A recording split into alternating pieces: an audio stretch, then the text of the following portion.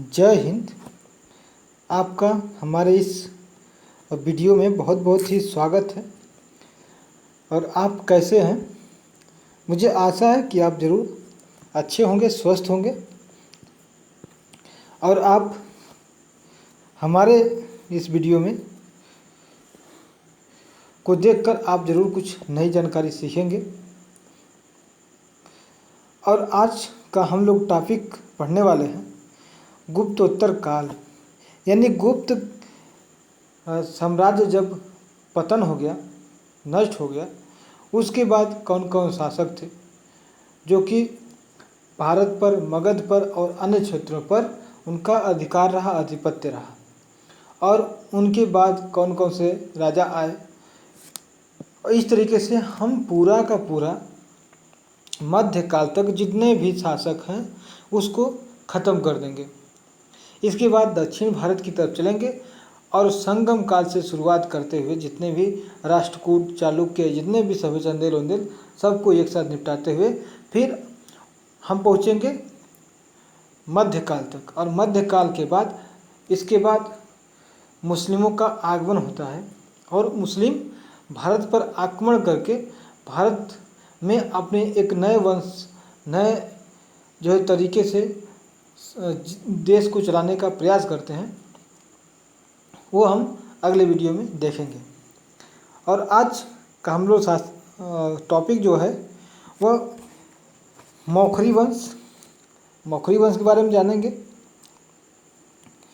इसके गौड़ शासक कौन थे? मालवा शासक। यशोवर्मन भी मालवा शासक से संबंधित था। पुष्यभूति वंश और कश्मीर शासक में कई थे। इसमें हम लोग पढ़ते हैं काउल, ठीक है। काउल मतलब हो गया कारकोट, उत्पल, ठीक है, और लोहार वंश। इनके बीच एक और भी वंश होता है और इस वीडियो में हम देखेंगे उस वंश को जो आपने कभी नहीं पढ़ा होगा। और उस वंश से हमें RO आदि में क्वेश्चन देखने को ज़रूर मिलता है। तो आइए हम लोग शुरू करते हैं और सबसे पहले देखेंगे गुप्तोत्तर काल के बाद मौखरी वंश को। तो साथियों, जो मौखरी वंश था इसका संस्थापक मुखर था। मौखरी वंश का जो संस्थापक था साथियों, वह मुखर हुआ करता था।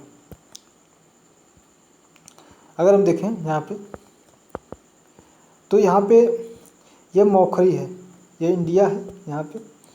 लेकिन इसके पहले हम लोग देखेंगे कि मौखरी वंश के बारे में थोड़ा सा जान लें जानकारी, ठीक है। तो मौखरी वंश,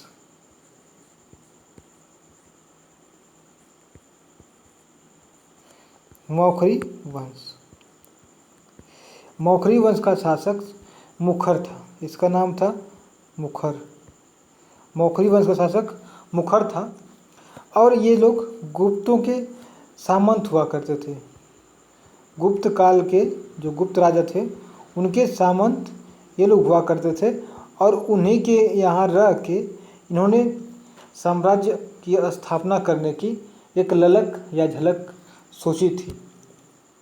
और इन्होंने एक वंश की स्थापना भी करी। और ये लोग जो थे मौखरी वंश, ये लोग पहले गया में रहते थे। ये लोग गया के ही निवासी, ये लोग कहाँ के निवासी थे? तो गया के निवासी थे। लेकिन ये लोग गया से निकल करके आए और जा करके ये लोग कन्नौज में अपना प्रभुत्व शासन को कायम किए। कौन? मौखरी वंश के लोग। तो देख सकते हैं कि अपना पूरी तरीके से गया का क्षेत्र छोड़ करके ये लोग MP चले आए। MP के और ऊपर जो उज्जैन है वहाँ पे और विंध्याचल पर्वत के को पार करके ये लोग आए थे।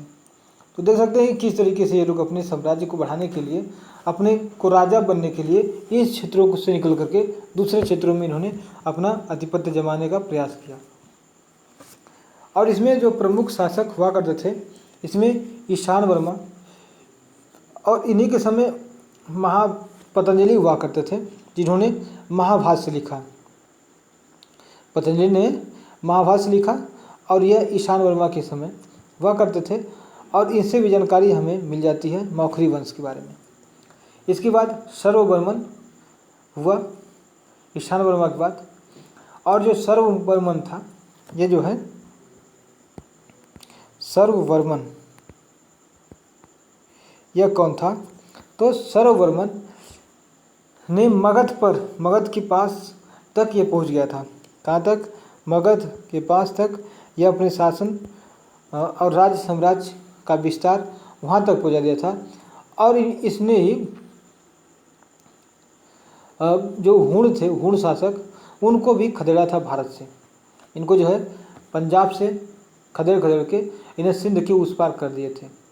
और इसके बाद इसमें अंतिम राजा जो होता है वह ग्रहवर्मा होता है। अंतिम राजा था वह ग्रहवर्मा था।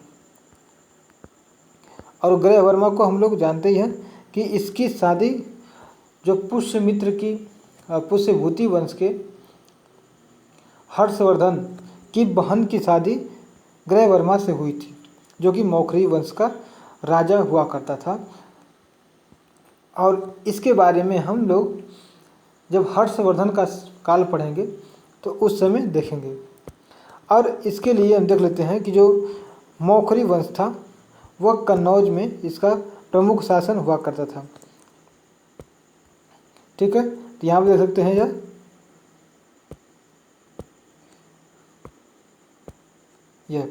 तो ये देखिए ये पूरा मौखरी वंश था। यहाँ पे देखिए इधर जो है थोड़ा सा अयोध्या था, तो अयोध्या भी अब मौखरी वंश के ही क्षेत्र में आ गया था। इधर मथुरा और यह कन्नौज, तो ये जितने भी क्षेत्र है उत्तर प्रदेश का जो है यह मौखरी वंश शासकों के अंतर्गत आता था। और ये पहले गया में रहा करते थे। ये लोग गया क्षेत्र में रहते थे, यानी गया जो है इधर था और इधर से जो है यह यहाँ पहुँचे कन्नौज, और कन्नौज में जाकर के अपनी विस्तार नीति को अपनाया और अपने को राजा और वंश की स्थापना भी की। इसके बाद अगला हम लोग का है गौड़ शासक। ठीक है, और ये गौड़ शासक जो हुआ करते थे यह बंगाल में होते थे। जो गौड़ शासक यह बंगाल में रहा करते थे। तो पहले हम लोग गौड़ शासक को थोड़ा देख लेते हैं। और गौड़ शासक में सबसे महत्वपूर्ण और एक तरीके से प्रतापी जो था राजा वह शशांक था। गौड़ शासक था। और इसमें जो शशांक था वह महत्वपूर्ण था। इसमें एक राजा था शशांक, जो कि गौड़ शासक का महत्वपूर्ण राजा था और यह शैव धर्म को मानता था। कुछ लोगों ने बताया कि ये जो था शशांक यह एक ब्राह्मण हुआ करता था। और ब्राह्मण धर्म या सनातन धर्म को बचाने के लिए यह कई काम किया था। तो इसके सिक्कों पर शिव और नंदी के उल्लेख मिलते हैं, जिससे हमें पता चलता है कि यह शैव जो है को मानने वाला था, शैव धर्म को अपनाने वाला था। और इसकी शिव नंदी इसके सिक्कों पर मिला है आकृति के रूप में। और ये ऐसा शासक था जो कि बौद्धों का विरोधी था। बौद्ध धर्म का यह बहुत बड़ा विरोधी था। इसने गया में जो बोधि वृक्ष है उसको इसने कटवा दिया था। बोधि वृक्ष को इसने क्या कर दिया था? तो यह कटवा दिया था बोधि वृक्ष को। कौन? तो गौड़ शासक शशांक, जो कि शैव धर्म का अनुयायी हुआ करता था। और पाटलिपुत्र में एक बुद्ध की मंदिर है, वहाँ से एक चरण चिन्ह था। कहाँ पे? तो पाटलिपुत्र में एक चरण चिन्ह था किसका? बुद्ध का। और उसको भी इसने गंगा नदी में फेंकवा दिया था। ठीक है, बुद्ध का चरण चिन्ह था, इसको भी इसने कहाँ? गंगा नदी में फेंकवा दिया था। और साथ में यह कुटिल भी था। यह राज्यवर्धन जो हर्षवर्धन का बड़ा भाई था, राज्यवर्धन जो किसका? तो हर्षवर्धन का बड़ा भाई था, उसको मरवाने में धोखा किया। उसको बुलाया कि आइए हमारे शिविर में मिलने के लिए, और ये शशांक उसको मिलने के लिए बुलाया और हर्षवर्धन भी चला गया। लेकिन वहाँ पे जाने के बाद इसने उसकी धोखे से उसको बिना बताए पीछे से वार करके इसे मार दिया, राज्यवर्धन को। तो ये राज्यवर्धन को क्यों मारा? यह राज्यवर्धन को क्यों मारा? क्योंकि इसका एक दोस्त हुआ करता था कुमारगुप्त। इसका एक दोस्त हुआ था कुमारगुप्त, देवगुप्त साथियों, ठीक है। कुमारगुप्त नहीं, कुमारगुप्त जो दूसरे शासक थे जो कि गुप्त वंश से संबंधित थे, और ये थे देवगुप्त। ये था देवगुप्त, और देवगुप्त को यह राज्यवर्धन ने मार दिया था। क्योंकि देवगुप्त जो है यह ग्रह वर्मा, जिससे राज्यवर्धन के बहन की शादी हुई थी, उसको मारा था, और इसकी बहन जो राज्यवर्धन थी इसको बंदी भी बना लिया था अपने साम्राज्य में। तो इसलिए राज्यवर्धन ने देवगुप्त मारा।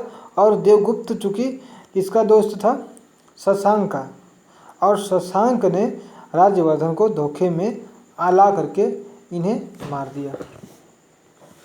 तो देख सकते हैं कि किस तरीके से यह शासक चल रहे थे। और ये शासकों को आप इसमें देख सकते हैं। शशांक जो है यह हुआ करता था, इसे देखिए लिखा गया है प्राइड ऑफ बंगाल, ठीक है, दी प्राइड ऑफ बंगाल। और आप जो भी इसका नाम देना चाहें और इसके बारे में आपका क्या ख्याल है आप बताइएगा कमेंट में इसके बारे में। और शशांक के समय ये इसके सिक्के हैं, जिसके देख सकते हैं इस पर शिव और नंदी के, यहाँ पे देख सकते हैं शिव नंदी के इस पर जो चिन्ह बनाए गए हैं, और ये शशांक अपना फोटो एक तरफ लगवाया है, ठीक है। तो इस तरीके से हमने ये चीज़ देखा। इसके बाद अगला है मालवा शासक। मालवा में कौन कौन रहते थे? तो ये जो देवगुप्त था यह मालवा शासक ही था। जो देवगुप्त था यह मालवा शासक था। लेकिन इसके पहले हम लोग लेते हैं कि मौखरी वंश कहाँ के रहा करते थे। तो ये मौखरी वाले देख लिए हमने, गौड़ शासक। तो ये बंगाल की तरफ इधर जो है ये गौड़ शासक हुआ करते थे, गौड़ शासक, ठीक है।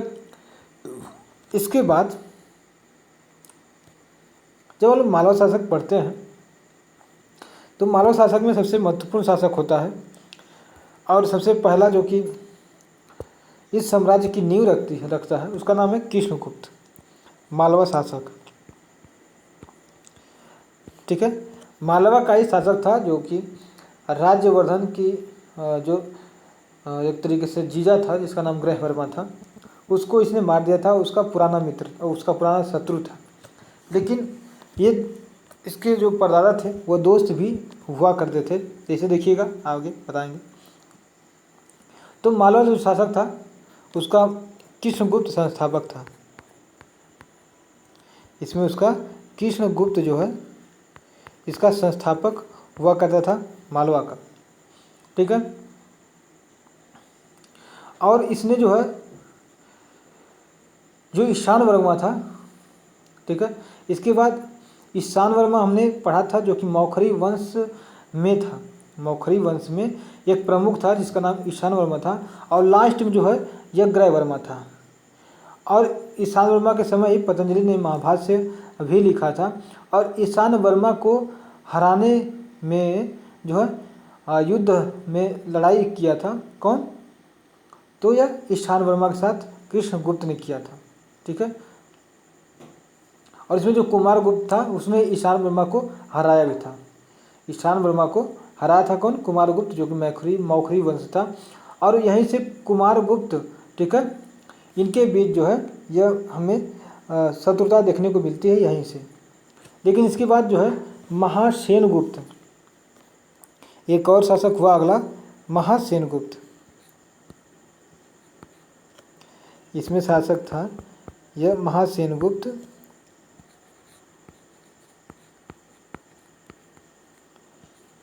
इसमें हमने देखा कृष्णगुप्त, कुमारगुप्त कुमारगुप्त ने ईशान वर्मा को हराया था, जो कि मौखरी वंश से ताल्लुक़ रखता था।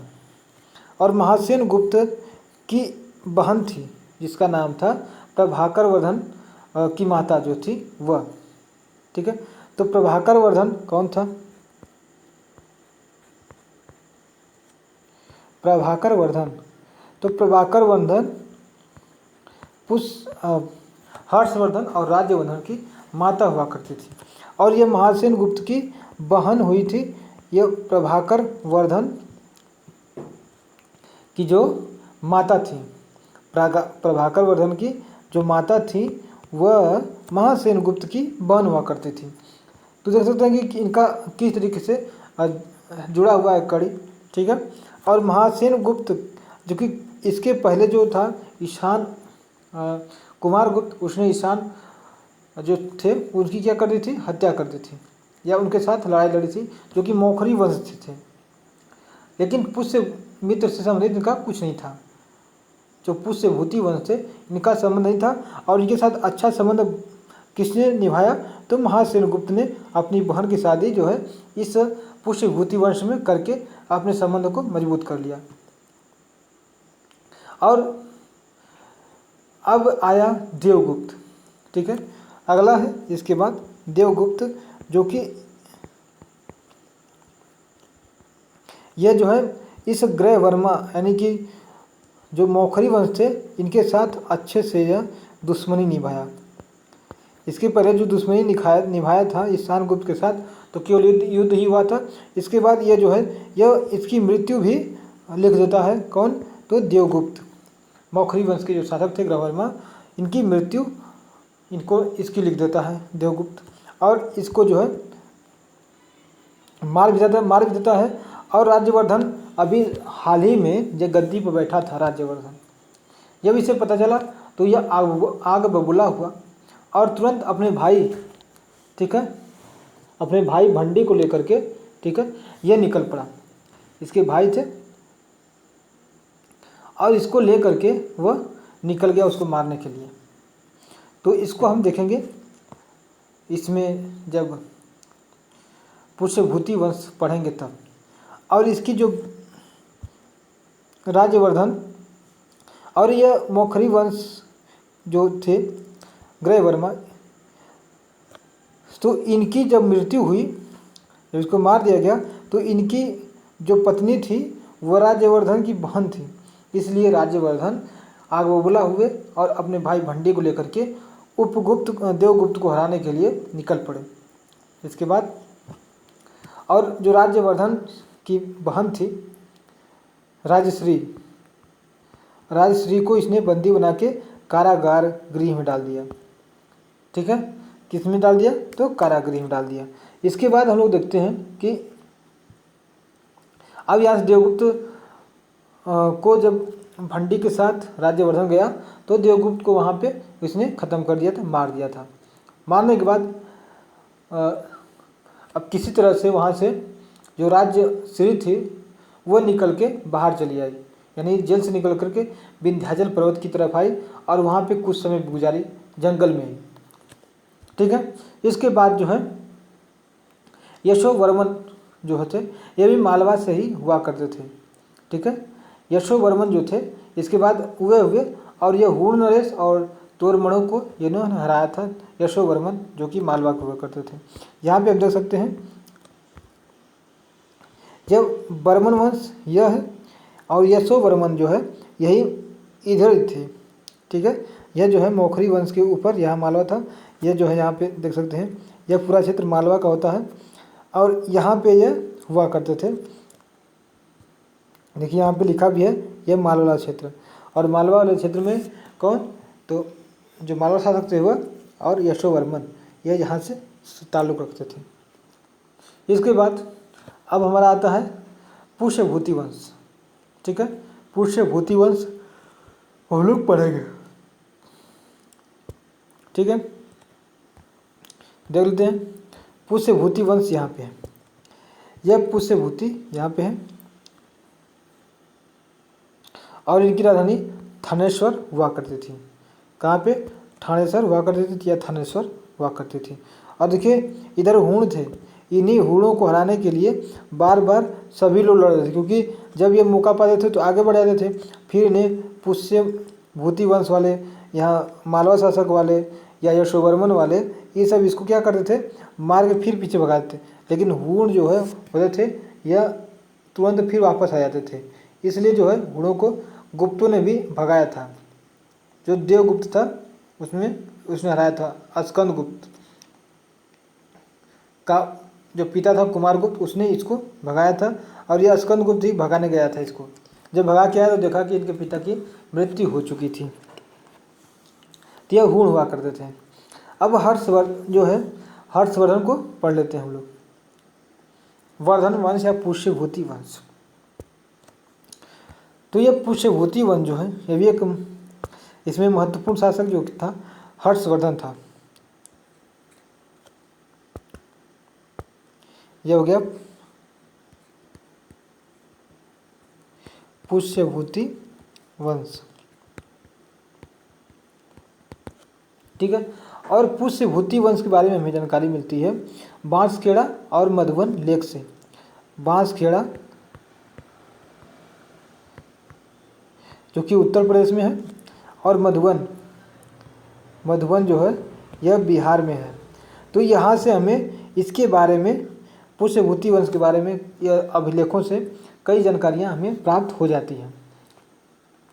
और कुछ नालंदा से मुहर भी मिली हैं जो 6ठी सदी से संबंधित हैं। नालंदा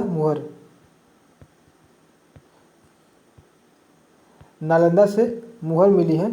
देखिए नालंदा में इसकी मुहर हुआ करती थी क्योंकि उस समय इन क्षेत्रों का राजा हुआ करता था और नालंदा को इसने 100 गांवों का राजस्व देने का प्रण लिया था और 10 गांव का इसे राजस्व देता भी था। 10 नहीं 100 गांवों का राजस्व प्रदान करता था नालंदा बिहार को या नालंदा विश्वविद्यालय को। इसलिए नालंदा जो है इसके लिए महत्वपूर्ण थी और यह भी नालंदा के लिए महत्वपूर्ण था। इसलिए यहाँ पे नालंदा में मुहर भी मिला है और जिससे हमें पता चलता है कि यहाँ तक इसका शासन या व्यवस्था यहाँ तक था इसका, ठीक है, इसका पुष्यभूति वंश का। इसके बाद इसमें प्रभाकर वर्धन एक आता है जो इसकी शुरुआत करता है, प्रभाकर वर्धन। इसके बाद हमें लिखित जानकारी मिलती है प्रभाकर वर्धन से। इसके पहले भी हो सकता है कि कुछ शासक रहे होंगे।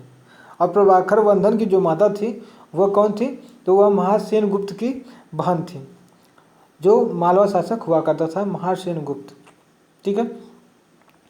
और ये जो है इनकी राजधानी अपने थानेश्वर को अपनाया, राजधानी जो है थानेश्वर रखी,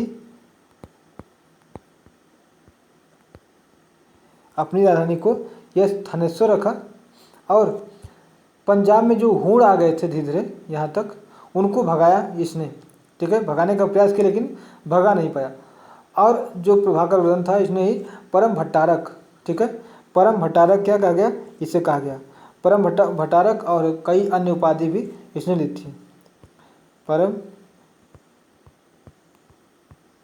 भट्टारक जो है इसकी उपाधि ली थी। और इसे जो है हूणों का नाशक कहा गया है, हूणों का नाशक। लेकिन हूणों का एक बार नाश नहीं किया गया, कई बार नाश किया गया।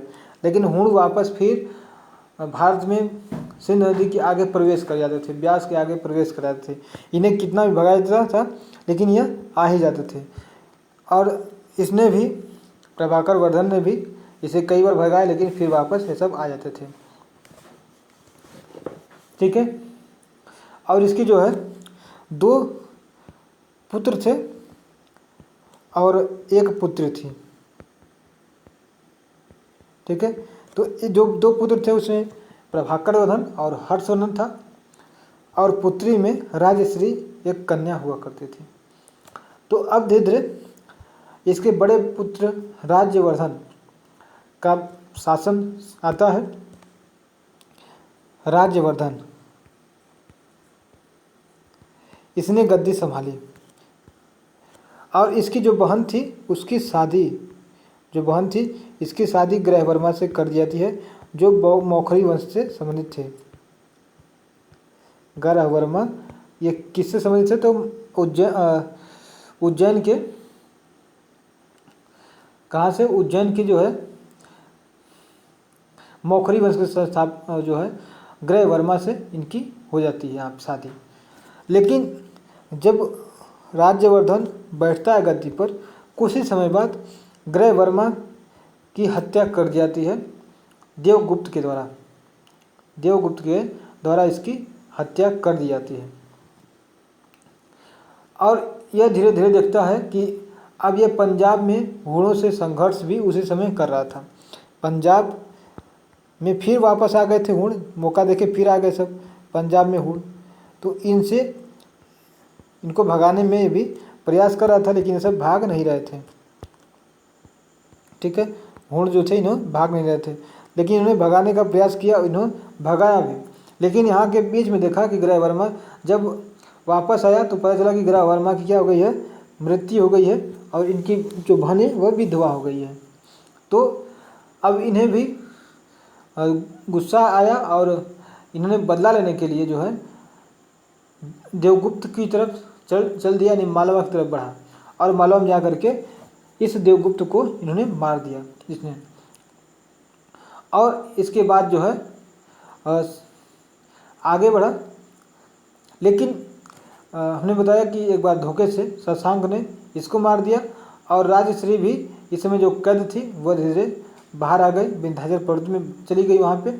और वहाँ पे एक जो है दिवाकर बौद्ध थे। लेकिन इसके पहले एक और कहानी है। अब जब राज्यवर्धन की मृत्यु हो गई, शशांक ने मार दिया, तो वहाँ पे 16 वर्ष की अवस्था में हर्षवर्धन गद्दी पर बैठ गया। 16 वर्ष की अवस्था में हर्षवर्धन गद्दी पर बैठा।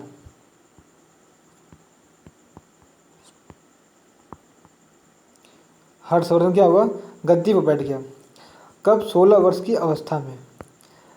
और वो अपनी बहन को खुजवाने का प्रयास किया, और एक दिवाकर नाम के बौद्ध सन्यासी थे जिन्होंने जो उस क्षेत्रों में रहा करते थे, तपस्या की थी, तो वे जा कर के उस क्षेत्रों में खुजवाए और वहाँ पे राजश्री को खोज करके इस थानेश्वर राजधानी में लेकर आए। लेकिन वहाँ भी जो इसकी बहन थी राजश्री, वह चाहती थी कि मैं सती हो जाऊं और मैं अपने पति के पास चल जाऊं। ठीक है, आगे मैं सती हो जाऊं। लेकिन दिवाकर और हर्षवर्धन के समझाने के बाद मान गई, और वह जो है सती होने से अपना मन बदल लिया। इस तरह से हमने देखा कि किस तरीके से कहानी में मोड़ आ रहा है। अब जो हर्षवर्धन आया वह 606 ईस्वी में 606 में बैठा, और 647 तक यह शासन करता रहा। इतना तक यह शासन करता रहा।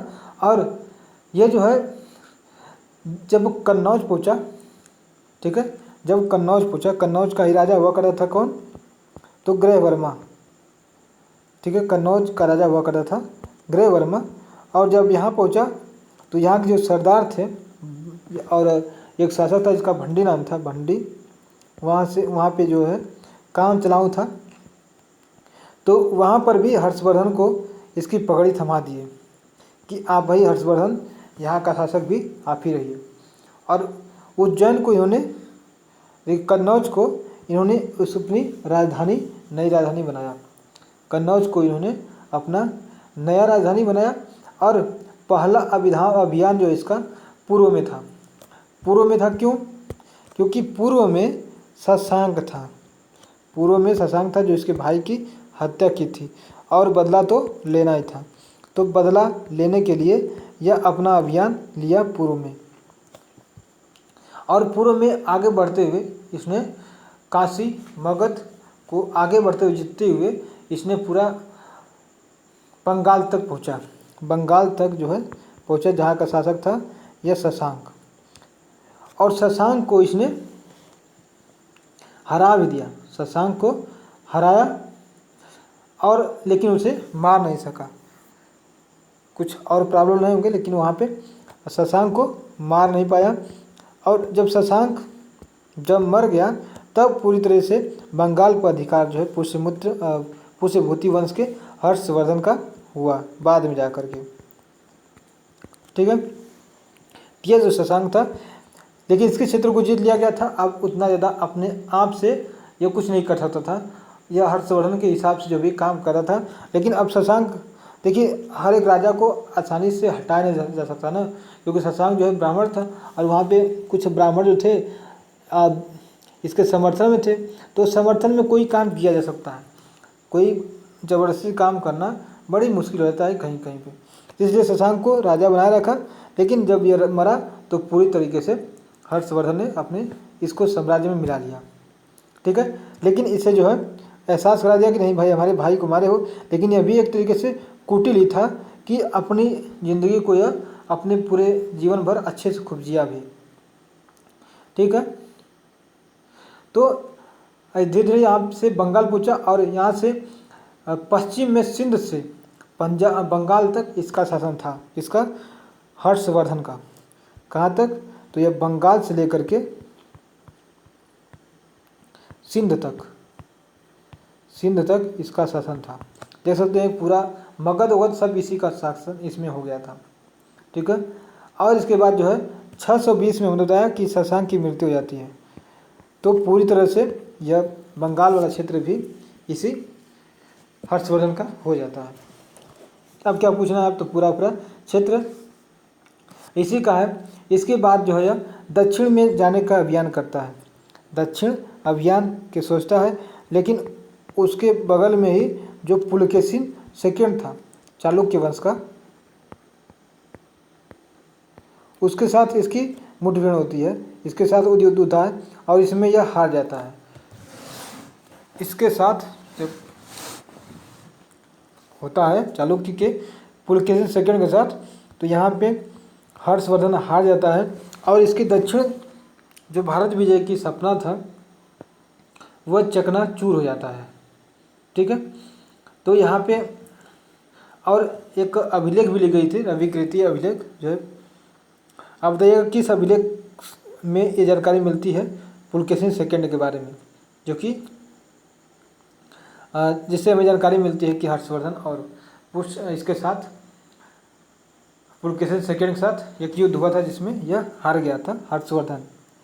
और उसके बाद कश्मीर पर इसका अंतिम आक्रमण था, कश्मीर पर इसका अंतिम आक्रमण था और कश्मीर में जा करके इसने वहाँ से बुद्ध के दांत के अवशेष थे उसको बलपूर्वक वहाँ से लेकर आया और कन्नौज में मंदिर में इसको स्थापित किया, ठीक है।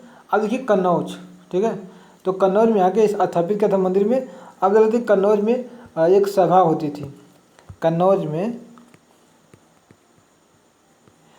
में एक सभा थी, यह हर साल हुआ करती थी और इसमें हर्षवर्धन शरीक होता था, इसमें पहुंचता था और यह 23 दिन तक चलता था, ठीक है। और ह्वेनसांग उस समय था और ह्वेनसांग को उस समय यह अध्यक्ष बना रखा था, किसने? हर्षवर्धन ने ह्वेनसांग को अध्यक्ष बनाया था। 23 दिन तक यह चलता था और इसी में जो है बुद्ध की प्रतिमा की स्थापना की गई थी, बुद्ध की जो है सोने की प्रतिमा जो है यहाँ पे स्थापना की गई थी। तो जो हर्षवर्धन था बौद्ध धर्म का अनुयायी था, लेकिन पहले यह शैव धर्म का अनुयायी हुआ करता था, बाद में हुआ था। और यह जो है एक वैश्य था, वैश्य मतलब जो वैश्य शूद्र होते हैं उसमें से ले आता था। हिंदू में 4 वर्ण है, चतुर्वर्ण है, ब्राह्मण क्षत्रिय वैश्य, तो यही वैश्य संबंधित था यह कौन? हर्षवर्धन। तो बुद्ध की प्रतिमा का अनावरण यहाँ पे किया और यह बुद्ध की प्रतिमा इसके ही ठीक लंबाई की थी, इतनी ऊंचाई की थी, इसकी जितनी ऊंचाई थी इसकी ऊंचाई भी उतनी रखी गई थी हर्षवर्धन के ही। और इसी में हर्ष पर एक जानलेवा हमला भी हुआ था, इसी कन्नौज सभा में इस पर जानलेवा हमला हुआ था। तो देख सकते हैं किस तरीके से यह कन्नौज सभा में शरीक होने के साथ इस पर कई सारी समस्याएं भी होती थी, लेकिन फिर भी यहाँ पे जाता था और ह्वेनसांग इस पर अध्यक्ष भी किया था। इसके बाद प्रयाग सभा, प्रयाग में सभा होती थी, हर साल होती थी, लेकिन हर 5वें साल यहाँ पे देखने को मिलता है। हर 5वें साल प्रयाग में एक सभा होती थी जिसे महामोक्ष परिषद कहा जाता था, इसे महामोक्ष परिषद कहता था। और ह्वेनसांग जो था 6वें जो महामोक्ष परिषद था उसमें ह्वेनसांग पहुंचा था। ठीक है, ह्वेनसांग के बारे में जानकारी लेंगे हम लोग कि क्या करता था, कहाँ से आया था। तो ये 6वें वाले में पहुंचा था। इसके बाद यहाँ पे किसकी पूजा होती थी? तो यहाँ पे भगवान बुद्ध की पूजा होती थी, शिव की पूजा होती थी और सूर्य की यहाँ पे पूजा होती थी। तो इतने जो चीज़ों को तीनों लोग को होती थी। और एक दिन बुद्ध का, शिव का, फिर सूर्य का, ऐसे ही पूजा होती थी। और यह लगभग कई दिनों तक चलता था। और इसमें इन्हीं के समय एक ब्रह्मगुप्त नाम के व्यक्ति थे, वैज्ञानिक थे, जिसे कह सकते हैं या खगोल वैज्ञानिक, जिन्हें सूर्य सिद्धांत लिखा था। ब्रह्मगुप्त जो था यह क्या था, एक सूर्य सिद्धांत नामक किताब लिखी है, जो कि हर्षवर्धन के काल में ही यह हुआ करता था। ठीक है, तो इसने सूर्य सिद्धांत लिखा था ब्रह्मगुप्त ने। अब इसके बाद देख लेते हैं ह्वेनसांग। ह्वेनसांग जो है क्या था और यह कहाँ से आया था? तो जो ह्वेनसांग था साथियों, वह 622 ईस्वी में, ह्वेनसांग 622 में यह बौद्ध धर्म को अपनाया। और ये लगभग 600 ईस्वी में पैदा हुआ था, जन्म लिया था। और 622 में इसने बुद्ध धर्म को अपनाया। और बौद्ध धर्म को खोज करने के लिए, उसके बारे में बहुत सारी जानकारी इकट्ठा करने के लिए ये यात्री बन के जो है ये निकला और भारत में ये पहुंचा। तो ये चाइना में इसका जन्म हुआ था, चाइना में इसका जन्म हुआ था। और इसके माता पिता भी चाइनीज थे। और यह चाइना से निकल करके यह उज्बेकिस्तान, इधर से उज्बेकिस्तान होते हुए, ठीक है, इधर से कजाकिस्तान जो है वो उधर के बगल में होते हुए, यहाँ पे अफगानिस्तान और फिर यहाँ पे हिंदू कुश की पहाड़ियों से होते हुए, निकलते हुए, देखिए यही रास्ता अपनाया था फैयान में भी। जो फैयान था यही रास्ता उसने भी अपनाया था। फैयान कब आया था? तो ये चंद्रगुप्त सेकंड के समय आया था फैयान। तो यही रास्ता यह भी अपनाया था ह्वेनसांग भी। अब ह्वेनसांग जो है यहाँ से उज्बेकिस्तान के समरकंद से होते हुए यह हिंदूकुश पहाड़ियों को लांघता हुआ सीधे घुसा इधर हुण शासकों की तरफ। किधर? तो हुण शासकों की तरफ हुआ। और यहाँ पे होते हुए यह कन्नौज पहुँचा, क्योंकि यहाँ पे हुण शासक हुआ करते थे। और यहाँ से होते हुए यह अपने पुष्यमित्र वंश के कन्नौज, कन्नौज यहाँ पहुँचा। लेकिन इसके पहले यह थानेसर पहुँचा था। और थानेसर जब पहुँचा तो यहाँ पे एक जो है बौद्ध हुआ करते थे, जिसका नाम था जयगुप्त। ठीक है, यह जयगुप्त से यहाँ पे शिक्षा लिए थे, बुद्ध धर्म की जयगुप्त में से शिक्षा लिए। और ये जयगुप्त से यहाँ पे शिक्षा लेकर के ये क्या हुए, आगे बढ़े और पूरी तरह से बौद्ध हो गए। और उन्हें बौद्ध धर्म में पूरी तरह से विश्वास हो गया। और इसके बाद ये यहाँ से कन्नौज पहुँचे, हर्षवर्धन के यहाँ कन्नौज पहुँचे। और यहाँ पे जो है इससे मिला हर्षवर्धन से। इसके बाद यहाँ पे कुछ दिन ठहरे। फिर इसके बाद यह मगध होते हुए यहाँ से मगध पाटलिपुत्र यहाँ पहुँचा। पाटलिपुत्र के बाद यह धीरे धीरे यहाँ पे नालंदा भी पहुँचा। नालंदा होते हुए बंगाल तक पहुँच गया इधर। और यात्री था तो घूमना इसका काम है। इसके बाद धीरे धीरे इधर नीचे की तरफ तमिलनाडु की तरफ आया। और वहाँ पे कांचीपुरम था या कांची था, वहाँ पे पहुँचा। और वहाँ पे जो पुलकेशिन था उसके दरबार में भी कुछ समय के लिए रहा। जो पुलकेशिन सेकंड था इसी समय था, तो इसके दरबार में जब कुछ समय तक रहा। ठीक है, इसके बाद जो है जो चालुक्य राजा था पुलकेशिन, और उसके बाद यह पहुंचा सिंध में। यहाँ से यह यहाँ पे सिंध पहुंचा। और उस समय सिंध में एक शूद्र राजा था। कौन राजा था? तो राजा शूद्र था। ठीक है, यह शूद्र राजा था। और जब यह शूद्र राजा के यहाँ पहुँचा तो इसने इसके बारे में खूब बखान किया। ठीक है, और उसने इसके बारे में बताया। और यहाँ से फिर यहाँ से रुकने के बाद यह कश्मीर में चला गया और कश्मीर में सूर्य मंदिर था मार्तंड का सूर्य मंदिर यहीं पे था। ठीक है। और जब मार्तंड का सूर्य मंदिर जब कश्मीर अभी पढ़ाएंगे इसी वीडियो में तो पता चलेगा कि मार्तंड कौन था और यह कहाँ से आया था, इनका शासन व्यवस्था कैसी था। तो ये लोग पहुँचे यहाँ पे कश्मीर में हरसांग पहुँचा और यहाँ पे सूर्य मंदिर में पूजा वूजा किया और फिर यहाँ से ठीक फिर नालंदा वापस पहुँचा और नालंदा जा करके यहाँ पे व्याख्यान किया।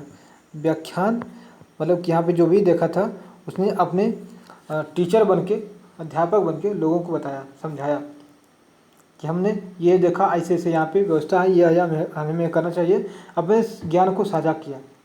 इसके बाद यहाँ से नालंदा से असम की ओर बढ़ा। इसके बाद ये असम की ओर बढ़ा और असम में बर्मन वंश हुआ करते थे। लेकिन जब यहाँ पे पहुँचा इधर जाते हुए यहाँ पे जो बर्मन वंश के थे इन्होंने इसे आमंत्रित भी किया था कि आप हमारे यहाँ आइए। लेकिन यहाँ जब पहुँचा तो बीच में ही हर्षवर्धन से मुलाकात हो गई। हर्षवर्धन से मुलाकात हो गई क्योंकि किसी विजय में यहाँ से पास कर रहे थे, जा रहे थे इधर। जब यहाँ पहुँचे तो बर्मन वंश उन्होंने हर्षवर्धन ने इनसे कहा कि आप हमारे यहाँ फिर वापस उज्जैन पधारिएगा, एक बार जरूर आइएगा। अनुमति की, उनसे अनुमति मांगी तो बिल्कुल इन्होंने कहा ठीक है हम जरूर आएंगे। तो कुछ समय के लिए यहाँ पे असम में रुके, वहाँ से फिर पहुँचे कहाँ पे, तो कन्नौज पहुँचे। ठीक है। और कन्नौज पहुँच करके वहाँ पे कुछ समय रुका और उसी समय यहाँ पे 6वां प्रयाग सभा हो रहा था। इसी समय यहाँ पे कन्नौज में 6ठा प्रयाग सभा हुआ। ठीक है। जो कहाँ हो रहा देखिए यहाँ प्रयाग लिखा है ना, तो कन्नौज के बगल में ही प्रयाग का दूर नहीं है। यहाँ प्रयाग सभा हुआ और इसी में यहाँ पे विदाई भी ले ली। हमने बताया कि प्रयाग सभा में क्या होता था, इसकी सभा में हमने सब बता दिया है। तो यहाँ से डायरेक्ट इसने कहा कि अब हम यहीं से निकलेंगे अपने देश। तो यहाँ से वो जो है मध्य एशिया फिर होते हुए यह वापस अपने चला गया। यहाँ से होते हुए यहाँ से हिंदुकुश की पहाड़ियों से होते हुए यहाँ से ये चला गया और पहुँचा अपने फिर चीन, समरकंद उज्बेकिस्तान से होते हुए। और यहाँ पे गया तो अपनी पुस्तक लिखी सी क्यूकी। इसकी पुस्तक का नाम था सी क्यूकी। पुस्तक सी क्यूकी लिखा और सी क्यूकी में बताया कि जो गंगा थी यहाँ पे सबसे पवित्र थी। जो गंगा नदी थी वे पवित्र नदी थी और यहाँ पे हजारों लोग हर साल मरने के लिए आते थे, अपनी मृत्यु करने के लिए गंगा में आते थे और गंगा जी को अपने शरीर को अर्पित कर देते थे। मतलब कि अपने आप को किस तरीके से ये लोग पवित्र गंगा जी को मानते थे। ठीक है। अब जो है हर्ष के बाद उसका मित्र था माधव गुप्त। देखिए हर्ष ने शादी नहीं किया, इसी के चक्कर में अपने साम्राज्य को बढ़ाने के चक्कर में रह गया और उसने शादी नहीं किया और शादी के बाद इसका जो है कुछ भी हुआ नहीं, शादी भी नहीं हुआ। तो इसका मित्र था एक विष्णुगुप्त। इसका मित्र था माधवगुप्त, विष्णु ने माधवगुप्त। और माधवगुप्त ने इस हर्षवर्धन की बात शासक बना और इसमें मुख्य शासक था यशोवर्मन। इसमें मुख्य शासक था यशोवर्मन। ठीक है। यशोवर्मन इसका मुख्य शासक हुआ करता था और इसके समय ही भवभूति और वाचस्पति हुआ करते थे। भवभूति ने कई किताबें लिखी थी। ठीक है। आप बताइएगा भवभूति में ने कौन कौन सी किताबें लिखी थी। यह हिंदी में हम लोग पढ़ते हैं और यह बहुत सी जानकारी हिंदी में से आदिकाल के साहित्यों में से लिया जाता है। और जब हिंदी में साहित्य काल पढ़ेंगे तो इसमें मिलता है भवभूति का। और वाचस्पति भी थे जो कि इसी के समय थे और उन्होंने यह सब लिखा था। अब देख लेते हैं कश्मीर में क्या क्या था, कश्मीर में कैसे कैसे राजा थे और ये इनका क्या था। तो हमें पता है कि कश्मीर जब था तो यहाँ पे इस पर अशोक ने भी शासन किया था, क्योंकि अशोक ने इसके पिता के समय बिंदुसार के समय अशोक और सुसीम को भेजा गया था यहाँ पे जो तक्षशिला में विद्रोह हुआ था दबाने के लिए। तो अशोक गया वहाँ मार काट किया खूब बढ़िया से और वहाँ पे इसको ख़त्म कर दिया, दबा दिया। कनिष्क भी था जो कि यहाँ पे शासक किया था कश्मीर में। कनिष्क तो पूरे उत्तर भारत को कब्जे ले लिया था, यहाँ तक कि जो सिल्क रोड था, रेशम मार्ग था, उसको भी अपने कंट्रोल में लिया था। हुन शासक जो थे इन्होंने भी शासन किया था। और मिहिर कुल शासक, हुन शासक का ही एक मिहिर कुल था, उसने इस पर अपना शासन किया था। मिहिर कुल, हुन का ही एक मिहिर कुल शासक था, उसने किया था। अब इसके बाद आया कारकोट वंश। देखिए ये सब जानकारी जो कश्मीर के बारे में है, और इसके पहले जो जानकारी मिली है हमें राज तरंगड़ी से मिली है। यह हमें सब राज तरंगड़ी से मिली है। और उसी के बाद जो है धीरे धीरे अब कश्मीर भी ख़त्म हो जाएगा और राज तरंगड़ी की जो बातें हैं ख़त्म हो जाएगी यहाँ पे। तो पढ़ेंगे हम लोग कारकोट वंश। कारकोट वंश यह कश्मीर में था, कारकोट वंश, ठीक है। अब जो कारकोट वंश जो है 7वीं सदी में, यह 7वीं सदी में इसकी स्थापना हुई कारकोट वंश की।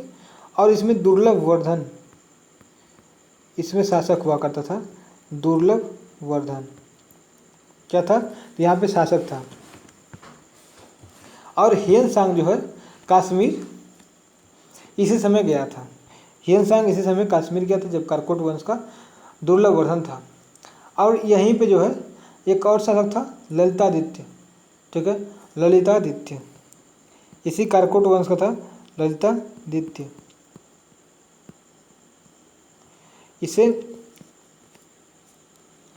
इसने जो है मुक्तपिंड और तिब्बत को हराया था। जो ललितादित्य था इसने मुक्तपिंड और तिब्बत को हराया था और यशोवर्मन को भी हराया था। यशोवर्मन को भी फिर हराया था। और मार्तंड मंदिर का निर्माण इसी ललितादित्य ने किया था, ठीक है। तो ये जो है यशोवर्मन जो बाद में हर्षवर्धन के जो शासक हुआ करते थे, और हर्षवर्धन के जो पूरे शासन का ये बागडोर संभाल रहे थे, इनको भी इसने हरा दिया था।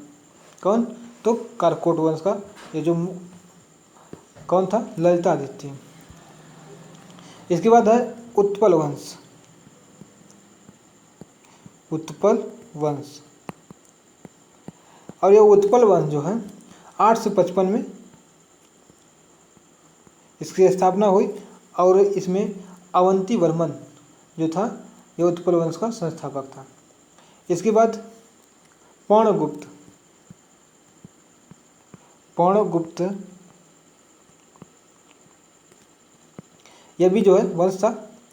और इसके बाद उत्पल वंश के बाद आया। और यह जो है जो पर्वगुप्त था इसका ही संस्थापक यही था, पर्वगुप्त ही था, अपने वंश का संस्थापक खुद था। और इसने जो है क्षेमगुप्त, ठीक है, और इसका जो अगला शासक था क्षेमगुप्त, इसका शासक था क्षेमगुप्त। का विवाह जो हुआ था वह लोहार वंश की पुत्री दिद्धा के साथ हुआ था। लोहार वंश की पुत्री थे, लोहार वंश की, लेकिन उसमें लोहार वंश था नहीं। लोहार वंश के लोग हुआ करते थे, लोहार वंश बना नहीं था, लेकिन लोहार वंश में ही एक पुत्री थी, ठीक है, जिसका नाम था दिद्धा, दिद्धा, ये था दिद्धा। इसके साथ इसकी शादी हो गई, ठीक है। लोहार वंश की थी। और पर्णगुप्त से इसके क्षेमगुप्त से इसकी शादी हुई। और इसकी जब इसके पति मर गए, यानी जो क्षेमगुप्त थे उनकी मृत्यु हो गई यहाँ पे। तो अब क्षेमगुप्त जो है कुछ समय अपने बच्चों को रख करके वहाँ पे शासन चलाया। उसके बाद खुद यही दिद्धा शासिका बन गई। अब इसके बाद इसका जो है एक भतीजा था जिसका नाम है संग्राम राज, भतीजा था जिसका नाम है संग्राम राज, ठीक है, भतीजा था संग्राम राज। और संग्राम राज जो था यह शासक बना और यही लोहार वंश का संस्थापक था। यही जो है लोहार वंश का संस्थापक रहा कौन, तो संग्राम राज। और संग्राम राज के समय ही कल्हण कवि थे जिन्होंने राज तरंगड़ी किताब जो है लिखी थी। अब इसी के बाद जो है साथ साथ राज तरंगड़ी भी समाप्त हो जाती है। और इसके बाद जो भी जानकारी है हमें कश्मीर के बारे में अब कुछ नहीं मिलती है। अब इसके बाद आएंगे सब मुस्लिम शासक, और इसके बाद उसकी जानकारी हमें यहाँ पे मिलेगी कैसे कैसे ऐसा आगे बढ़ा था कश्मीर के बारे में।